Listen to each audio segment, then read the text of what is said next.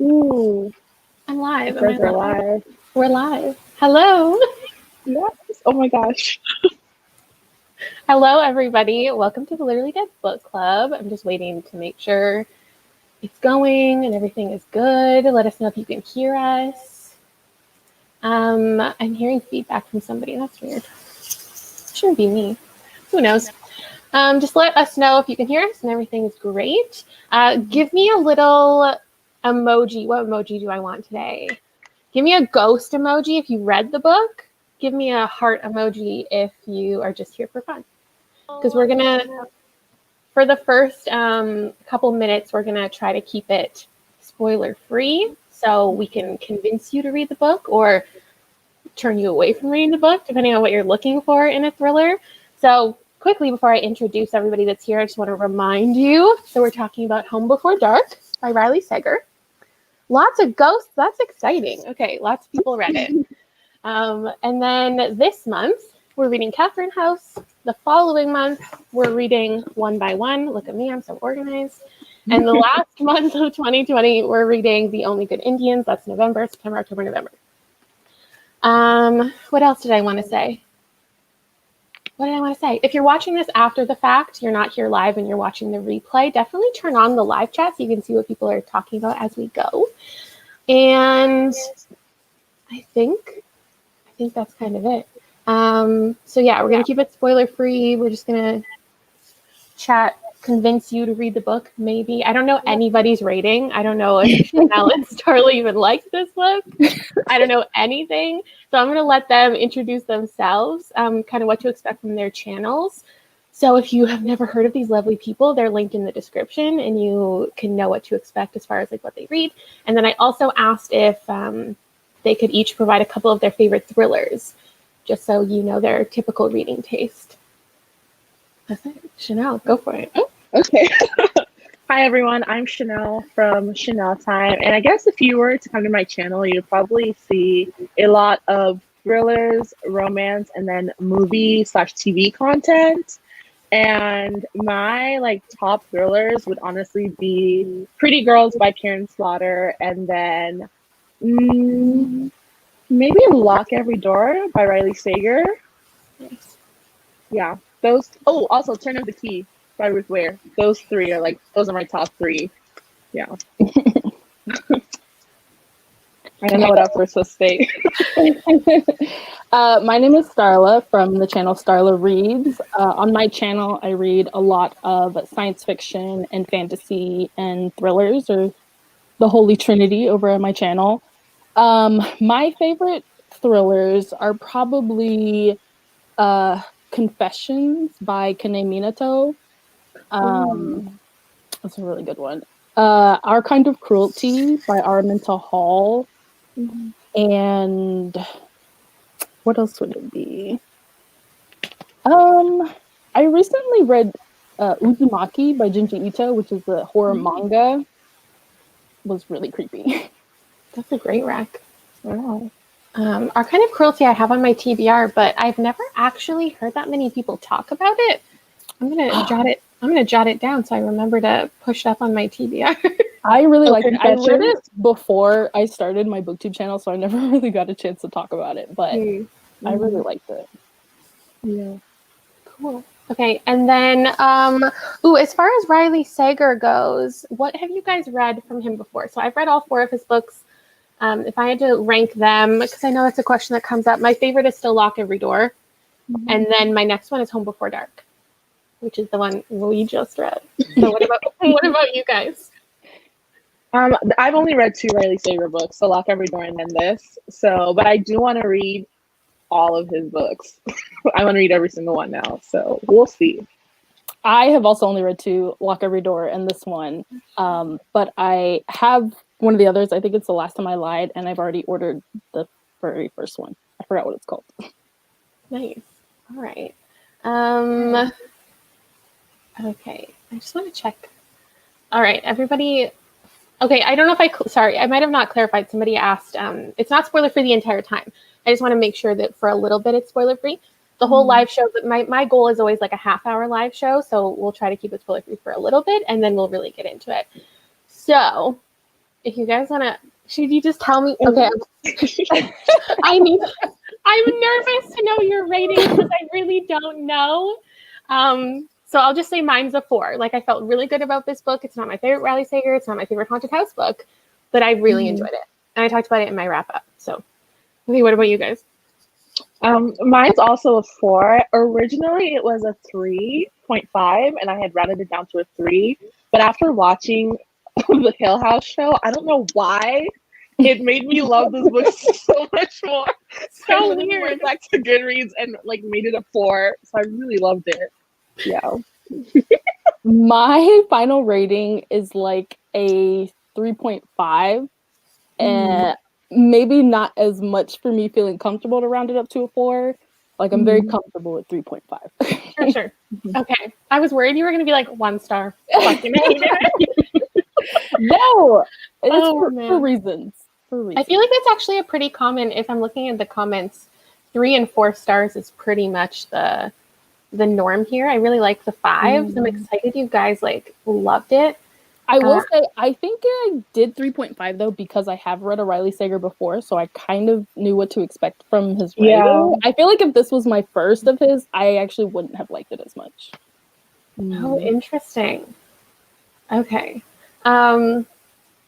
So if you guys need to be convinced, you people watching, if you need to be convinced to read this, I would actually recommend the audiobook. I don't know if either of you checked out the audiobook, but oh, you did it. Good. I listened to the audiobook.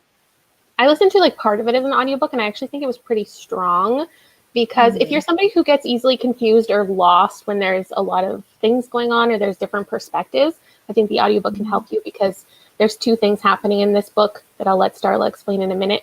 And you know, the entire plot. And I think that with the audiobook, there is like a male and female narrator, and that helps distinguish them. So, Starlet, tell us what this book is about. Pitch us the book. Okay. So this book, the story takes place partially in the past and partially in the present. 25 years ago, this family bought the Banbury Manor, which is in the New England area, Vermont specifically, I think.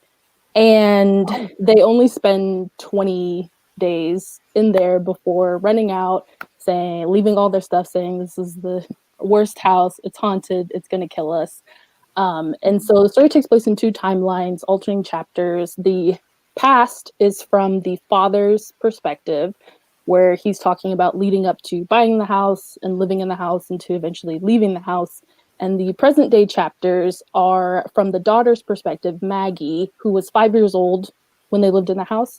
Now she's an adult, and she works she flips houses, and her father passes away and she inherits Banbury Manor. And so she goes back to the house to fix it up, to sell it, but also to kind of see if she can find some answers for what really happened at the house. Oh, also, I forgot to add, after the father left, declaring that the house was haunted, he wrote a book on it, and it became like a bestseller.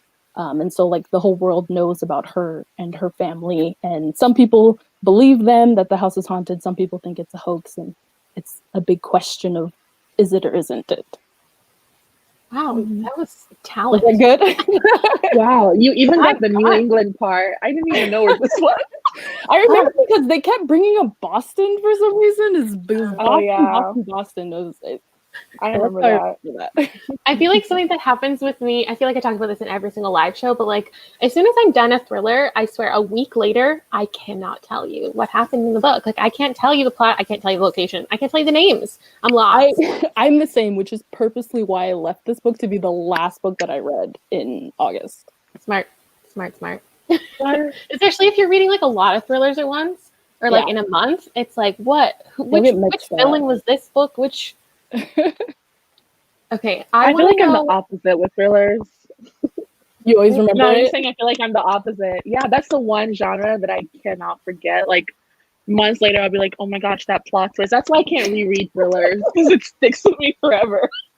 That's fair. I've actually seen a lot of people. I was looking at some other reviews about this book, and people were saying that they actually really wanted to reread it. And I was like, that's so interesting, because I never feel that way after a thriller. Like, once the twists have happened, like, how can you reread it? But this one is interesting because, like, there are certain things that you don't fully understand until they're revealed. This lighting on my face is just really beautiful. Okay, so if people want to pick up this book, and they're like waffling if they want it or want to read it or not, I think it'd be good to know kind of like what you're looking for in a thriller, and if that book gave it to us. So, like, for me in a thriller, I'm pretty specific about what I need to love a thriller, and it's only two things, and it's to be surprised and it's to be entertained. I don't care about realism. I don't care about characters. I don't care about relationships. I don't care, as long as it's like fast-paced, interesting, and I'm shocked. And this book did both of those things for me. So I think if that's what you're looking for in a horror or thriller book, I think this is a good one to check out. Also, if you like the idea if things are, like, if you don't know if things are paranormal or not, I feel like I pick that up a lot, and I just like going into a thriller not knowing if it is paranormal or realistic. And I got that too. So what about you guys? What do you most want when you're picking up a thriller? I think for me, I really like complicated relationships in the thrillers, and then juicy drama. So whether it's like a surprise or just like something really, I don't know. That's why I really love Lock Every Door, because there was so much tea. Like, it was so juicy. So I feel like this did give me complicated relationships, and then it also gave me a lot of tea, and I was like, ooh, oh no, she didn't. Especially at the end. So that's why I really liked it. So yeah. Yeah, I think for me, I really like a thriller to be fast paced. I find that I enjoy a thriller more if I read it like in one sitting or two sittings. I also want to be surprised. It's definitely not as fun if I see it coming.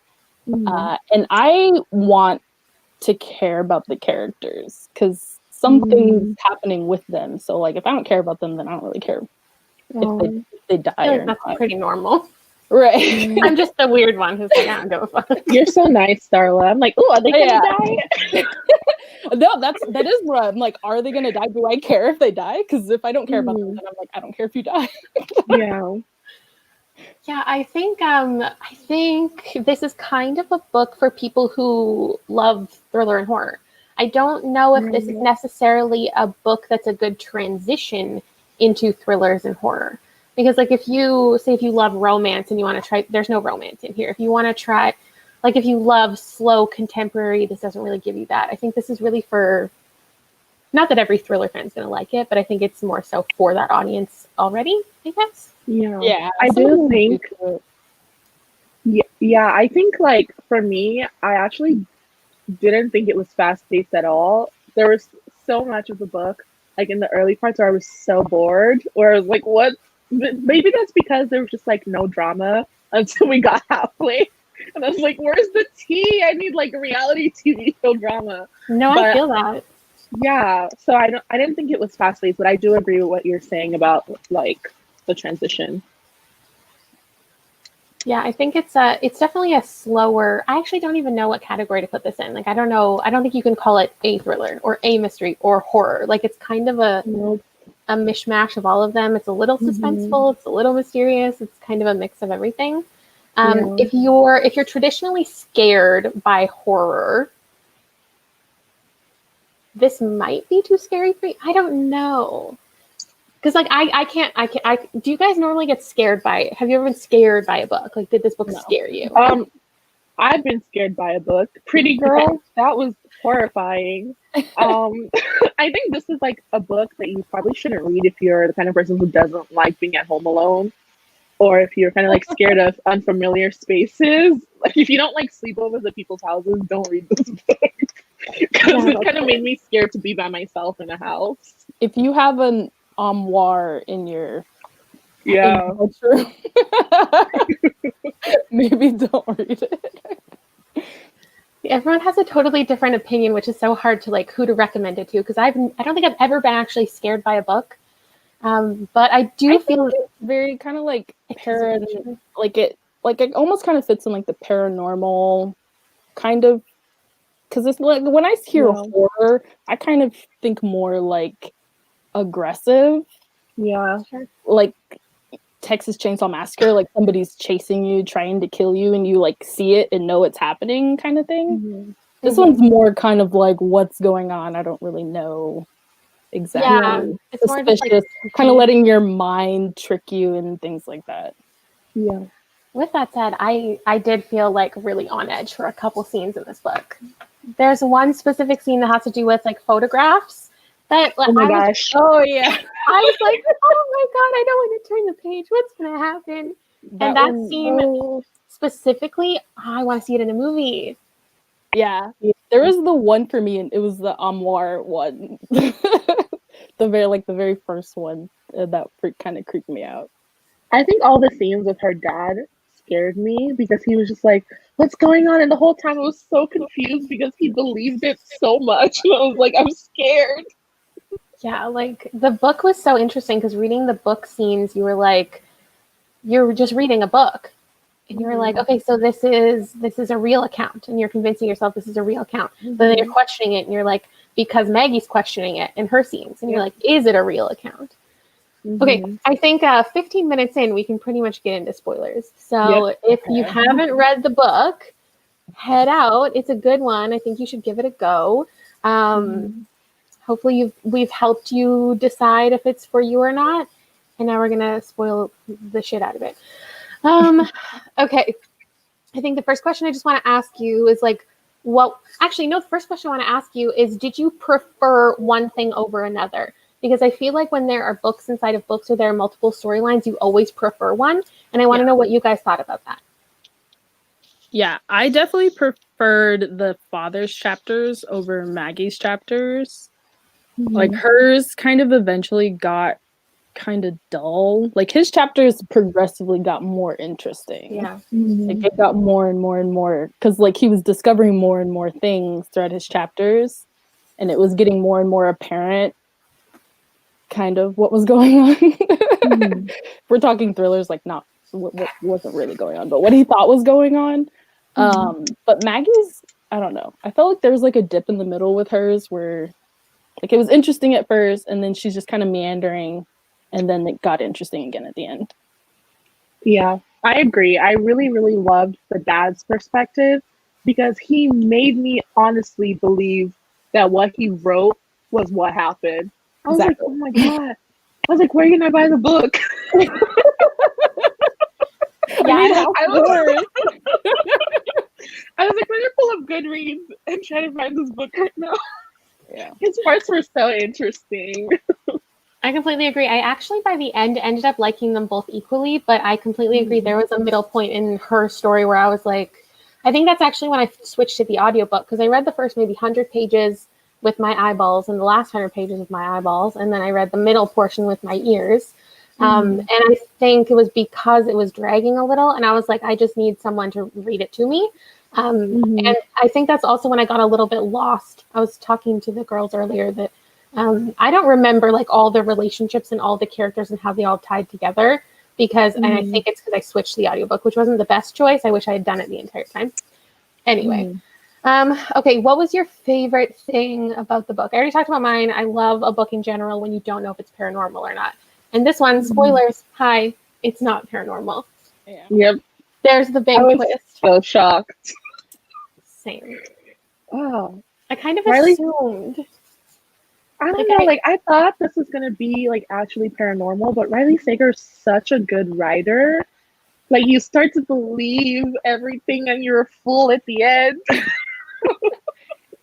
I did guess that it wasn't going to be paranormal. I thought it was going to be something realistic. I think especially because I read Lock Every Door and like that twist ending, I was like, okay, well there's just some creepier reason, real life creepier reason of what's going on.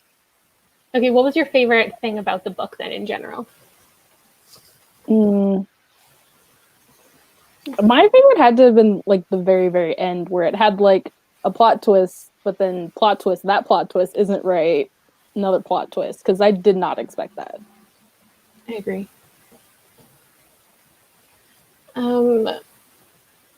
Okay, so then what was your predictions? What were your predictions? Because you said you predicted that it wasn't paranormal. So did you have any thoughts about like what it was going to be? Like, are you the kind of I don't know about you guys, like, are you the kind of people that as you're reading a book, are you sitting there and thinking about your predictions, or are you just along for the ride? No, I'm thinking about it. I'm So like, what did you think was going to happen? my like first thought was that the dad was actually like the perpetrator. Like he was actually kind of like maybe low-key crazy, and either he was imagining the creepy things going on in the house, but acting on them like acting like they were real, but they actually weren't. And he was actually the crazy one. And then when like the murder mystery came in, I thought that he did it. I was thinking, especially when it was the conversation of like, oh, like the original owners of the house, like the dad killed the daughter. I was thinking like he doesn't want to kill his actual daughter, so he kills this other girl instead. That's what I was thinking. That's so interesting. That's what I saw a lot in the Goodreads group. If you guys watching don't know, we have a Goodreads group where you can discuss the book like section by section as you're reading. And that was a huge prediction from a lot of people that I never even thought of. That like the dad was trying to like sacrifice another girl instead of his daughter. That never even occurred to me because I was pretty convinced like by a third of the way through. I was like, this is paranormal. It really happened. Oh shit. What Yeah. I honestly thought, okay, the entire time I was reading this book, I thought it was 100% paranormal. I was all in. I was like, oh my gosh, Maggie's going to be proved wrong. I can't wait for her to see she's a clown. And then it was like, no, I'm the clown. But I really, my theories, honestly, I kind of thought that, you know, that one, so the girl who died, I think she had a sister. So I thought, so I thought the sister was the one who was doing all that, like in the future timeline. I thought maybe it was the sister and the mom, and the daughter just died by mistake or something. Because I thought maybe they're trying to keep people away from the house. But my theory was honestly very last minute because the whole time in the book, I thought it was paranormal. So that flopped, but it's.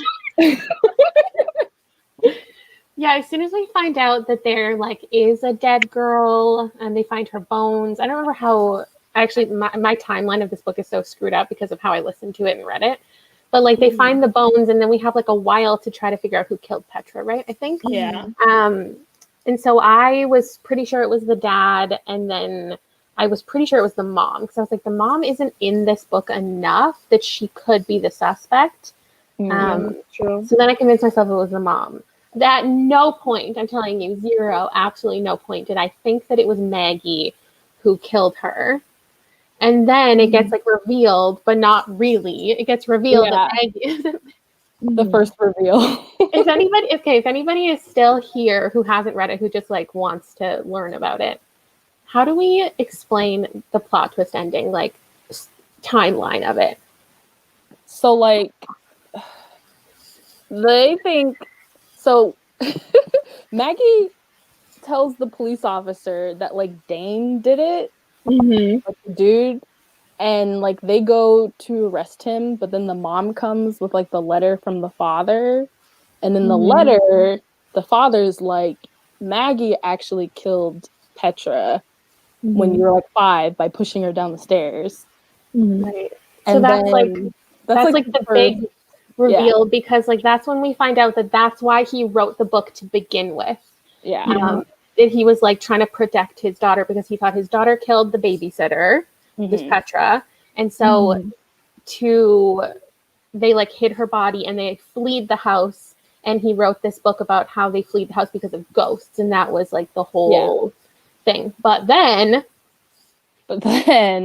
like Maggie's home by herself and she's like laying in bed, and then somebody, what was the other Martha, was that her name? Marta comes in and is actually like, I was the one who was watching you and when you were a child every night. and fed her like the poison berries that are on the manor estate, and she starts getting woozy, and she's like, I need to finish you off for things. And so she pushes her down the stairs, and then she admits that she was actually the one who killed Petra, I think. And then like the Alzheimer's mom comes and pushes her down the stairs. Yeah, I think moving into like our least favorite things about the book, I think the thing that bugs me is there are certain things that don't make a lot of sense to me, that I know you have to have a sense of like, you have to go into thrillers a lot of times being like suspending disbelief. But like there are certain things that I was like, this is like, who would convict a 5-year-old of accidentally murdering someone? Like, it's clearly an accident if the 5-year-old pushed her down the stairs. If I came home and Liam had killed his babysitter, I would call the police. I wouldn't run away and hide the body. I'd be like, my child accidentally killed somebody. Someone help me. Yeah, I was confused as to how, like, their solution to this was to write up. I was like, who goes, oh yeah, my daughter like killed the babysitter. Let me just write this novel really quickly and like convince everyone that this happened. It made no sense. Yeah. It's funny because I actually have a lot of critiques of the book, but I still gave it 4 stars. So like clearly I don't care because I was entertained and I was surprised. Yeah. That's all I need. I don't care about like there was so much stupid stuff. Okay. Do you guys have any other least favorite things that like bugged you about this book? I didn't super like the second twist. I didn't expect it, but I didn't really like it either. Like I kind of liked the first twist that it was Maggie all along that actually murdered Petra, especially because they were like alluding that the father was like some kind of pedophile and something like that. And I was like, oh wow, thinking that like, yeah, she actually accidentally killed her. I liked that. And like the second twist I didn't see coming, but I also didn't really like it because I thought Marta just was not interesting. That's fair. I think like, my biggest... why would she come back and kill her? Like nobody was even connecting Marta to what was going on. Yeah. I feel like the things that I had the biggest issues with in the book, and I still was like, you know what, Riley Sager, here's your 4-star prize, bye. I didn't like Maggie's character.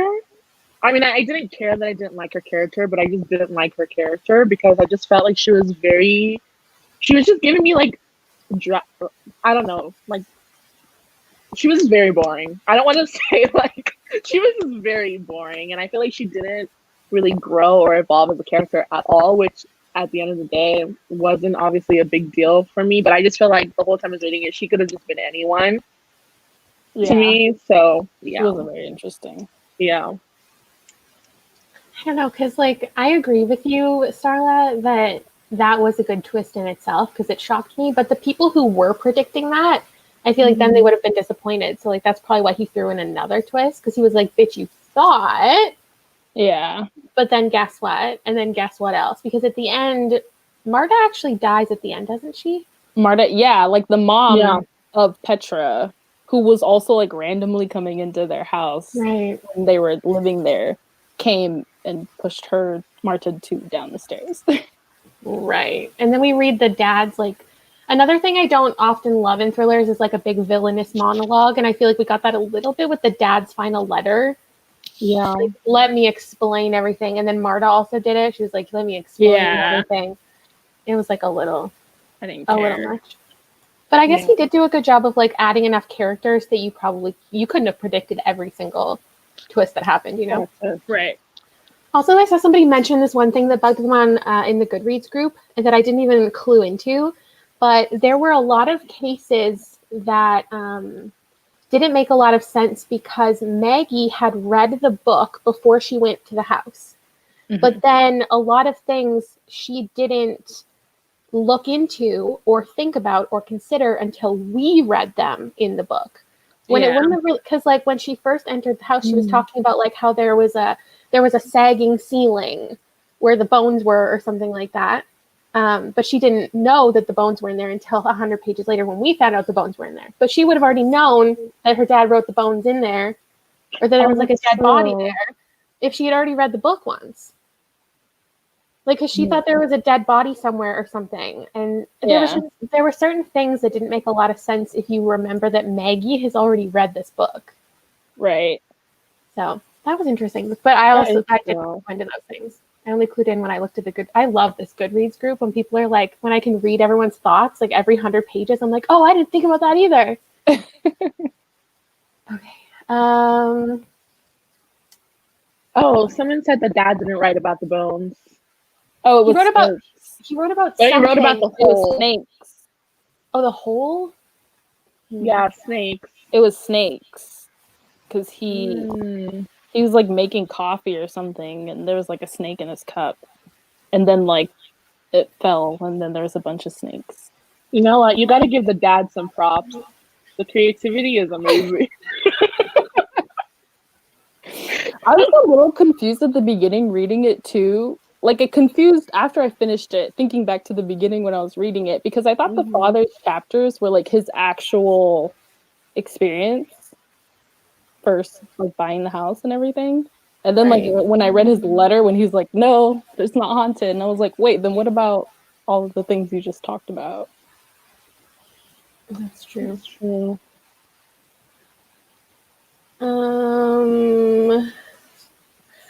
Can you guys remind me why he went back to the house every year? Because I remember there being something about him going back to the house every year, but now I don't remember what the reason was. To like pay respects to Petra being there. Another thing that doesn't make a lot of sense is like, why would he have left her the house then if he genuinely didn't want her to go back? Right. Why didn't he have like the house demolished or something? Yeah, that's true. Owns up with it. Or like renovate it to be something completely different that would never like make someone go back there.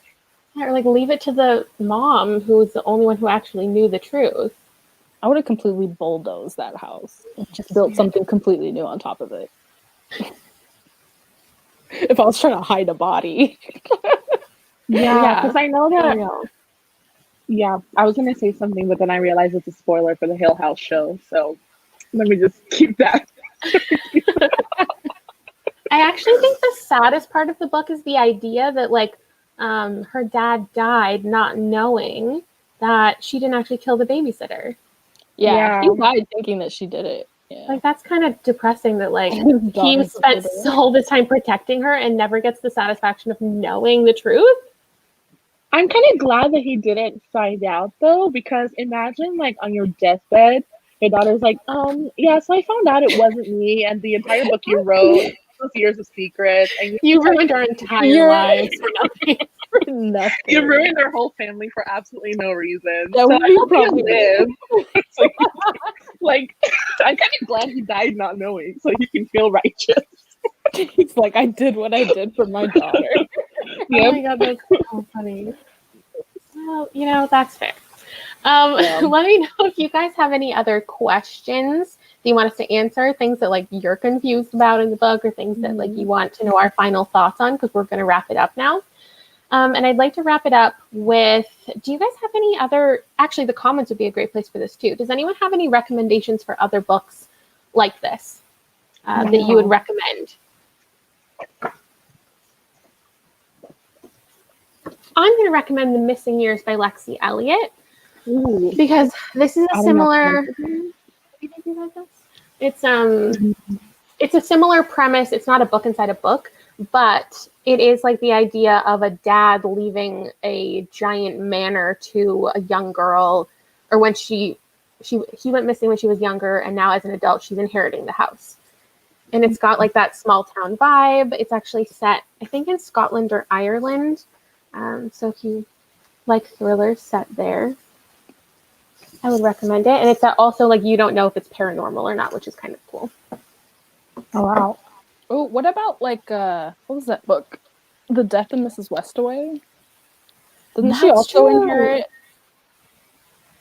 Yeah, she's like a bunch of people are going to that house to find out who gets it or something like that. Yeah. And it's also spooky. I totally forgot about. Wow, I forgot about that. I have absolutely nothing to recommend. Well, you'd recommend the show. The show. Yeah, I would recommend the Cat Show. Even Also, though, also, Amityville Horror. It's a good For one. sure. Yeah, if you wanted this book to be more paranormal, I mean, The Haunting of Hill House is where it's at. That's it. Not the book, in my opinion, but the show. Yeah, the show. I'd recommend the show too more than the book. I don't know why people always talk about like the book in tandem with the show, because in my mind they're so not the same thing at all.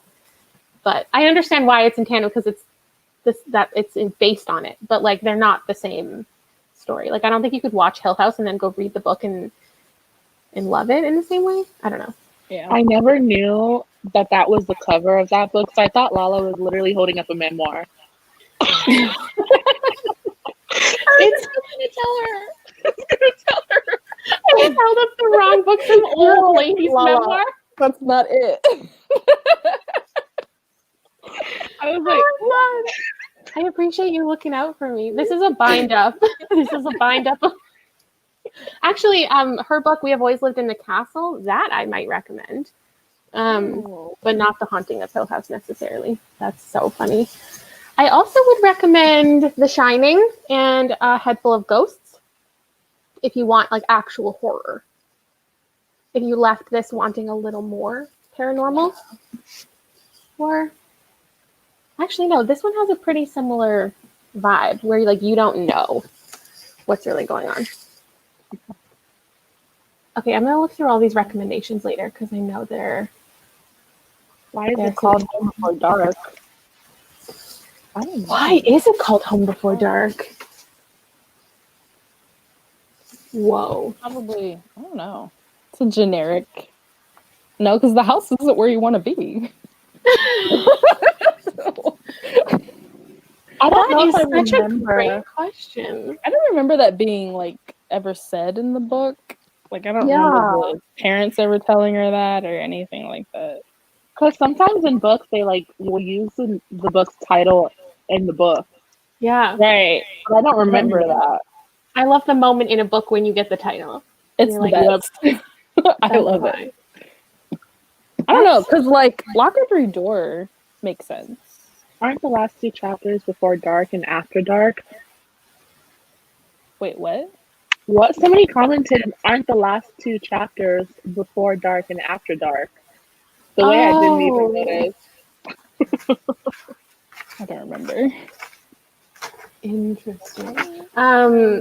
Riley Sarah actually wrote a thread on Twitter the other day about like the titles his books almost had, which was really interesting. So you're right; those are chapter titles in the book. Oh. I love when people do that when they make videos about what the titles their books would have been. I always find that so interesting. It is. Okay. I think that's pretty much it. Now all the comments are like recommending things, and now I can't go back and find if you guys had any questions for us. Did anyone feel bad for Dane? No. No. Yeah. I hate to say I didn't. The scenes with him were weird, and I was ready for there to be like a heavy romance in this book, and I was not ready for it. I'm so glad it wasn't. Yeah, same. I like how Dane completely ignored her after her apology, though. Yeah. She apologized, and he was like, "Okay, bye." Hey, that's it. Wow, I like that recommendation because I'm reading it soon. Ooh, me too. That's exciting. I hope it's good. That's good to know. Okay, I think we're gonna wrap it up. I think I had like a whole list of questions, but I think we actually ended up answering them within other questions and going off on tangents, and it was really good. Okay, let me see. I just want to check one last time. Okay, yeah. I also wrote down like I really liked the reveals of the ghosts. How like the coin, what was her name? Penny Eyes. Oh, Penny Face. Turned out to just be like a woman with glasses on. Yeah. It's like kind of silly, but I like it. I like that recommendation as well, The Good House, because I am about to read that book. Okay, I'm gonna look through all these recommendations later. Okay, that's it, I think. You guys good to go? Anything else you're dying to share? I added so many of these books to my Goodreads, so I love that for me. I'm good, I'm glad. I don't think we actually end up finding out who the third ghost is. Yeah. It's like Maggie sees 3 ghosts, but I don't think we ever actually know. I think it's like just an invisible friend we're supposed to understand that to be. Okay, thank you guys so much for joining us. Make sure you check out Chanel and Starla's links down below and subscribe if you're not already, which would be a tragedy. So please make sure you're already, if you're not already, like figure it out, get your life together. Thank you very much for hanging out with us. And a reminder again that the next book we're currently reading is Catherine House, and I haven't started it yet, so I'm nervous, but I'm excited to see what you all think in next month's live show. Goodbye. Bye.